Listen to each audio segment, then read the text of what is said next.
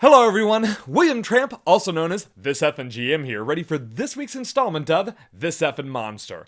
Last week we took a look at the whimsical world of animated objects and broke down the animated armor, broom, flying sword, and rug of smothering. This week we're taking a look at a true monstrosity, a low-level but larger-than-life ambush insect, ready to melt your players down to a more digestible morsel. So watch where you're standing and get ready to discuss This Effin Monster, the Ankheg. There have been a couple of updates to the Ankheg's base stat blocks between 2014 and 2024. The Ankheg's initiative, land speed, and burrowing speed have all remained the same, as has its senses, languages, or lack thereof, and challenge rating. Now in 2024, the Ankheg has been given a slightly improved constitution score, raising it from a 13 to a 14, which grants it not only a slightly better constitution saving throw, but also a chunk of extra hit points.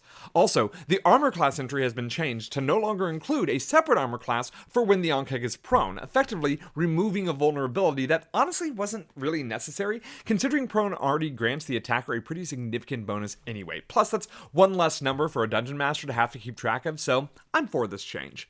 Overall, I don't believe that the base stat block changes are that significant, boiling down to needing an extra attack to taking this beast down. Now, the 2014 Ankheg had no traits to speak of, but the 2024 version has been granted the tunneling trait. The tunneler trait specifies that the Ankheg can burrow through solid stone at half speed, while leaving a 10-foot diameter tunnel in its wake. Now, what's significant about this trait, other than granting the Ankheg the ability to be encountered in a cave system, is that it specifies what its burrowing speed does and doesn't do. According to the 2024 rules, we already know that burrow speeds allow the movers to travel through sand, earth, mud, and ice, and we also know that stone is exempt unless specifically called out. What isn't addressed is whether a burrowing creature leaves a tunnel behind it or not. The tunneler trait of the Ankheg not only grants it the ability to move through solid stone while burrowing, it also specifies that a tunnel is left behind. Now, I personally interpret this as two separate modifications to its burrowing ability, and I would argue that the default state is, while burrowing, at least while traveling through sand, earth, mud, or ice, that the Ankheg doesn't leave a tunnel for others to traverse. Now, while this may not seem like a big deal to some, I believe this drastically alters how the creature would attack, which we will touch on a little bit later. Speaking of attacks, let's talk about actions. The Ankheg has two unique attack options, Bite and Acid Spray, although they've both been updated in 2024. In 2014, the Ankheg's Bite attack was made at a +5 to the roll against one target within 5 feet and did an average of 10 slashing and 3 acid damage on a hit. A target of larger or smaller size hit by the Ankheg's Bite would then be grappled by the Ankheg and would force the Ankheg to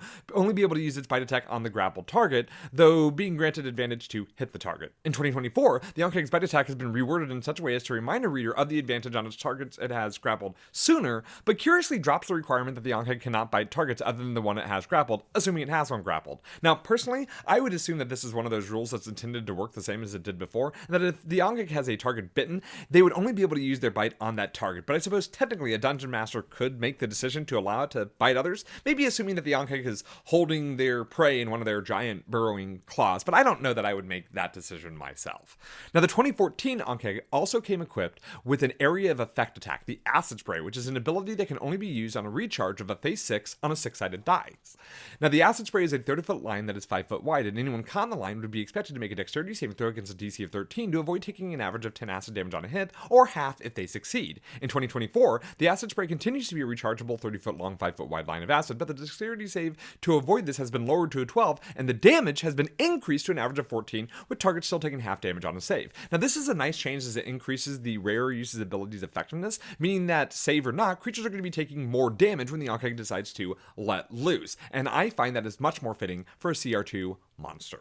Now, how would I use this in battle? The Ankheg is absolutely an ambush predator. The combination of burrowing and tremor sense allows the creature to remain underground, out of sight, and out of reach for most creatures it would see as prey, yet still able to pinpoint their location. Now, the Ankheg is not intelligent in any way, shape, or form. With a score of 1, it's about as mindless as one can get before becoming an inanimate object, but its wisdom score is high enough to infer that it has a strong survival instinct. Now, as a result of these two, I believe the Ankheg would readily go for any prey smaller than it, but would hesitate at anything larger than, say, medium size.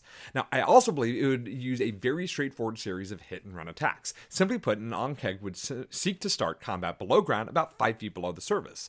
Once a creature or two enters a space within 20 feet of their position, it would burrow up, spit acid out at as many creatures as it could, and then burrow back to safety. On subsequent rounds, it would seek to target any landbound creatures affected by its acid, as they would make for a softer meal. It would burrow out of the ground, attempt to bite its intended prey, and if successful, burrow back beneath the ground, dragging their meal with them.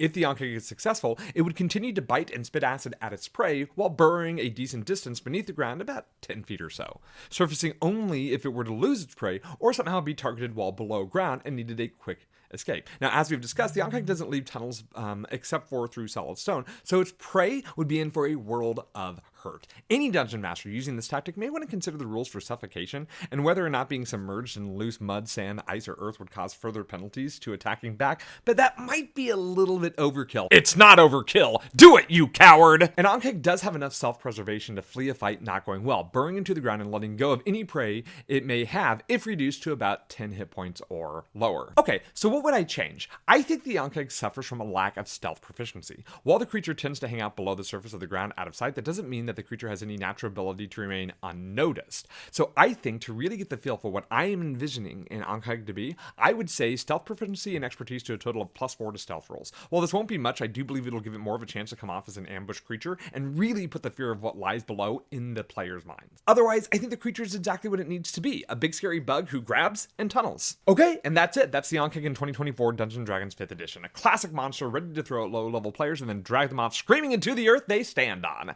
Next week, we will be sneaking a peek at one of my very favorite monsters, a foxy fiend that has its claws all over the Planescape setting, the Arcanoloth.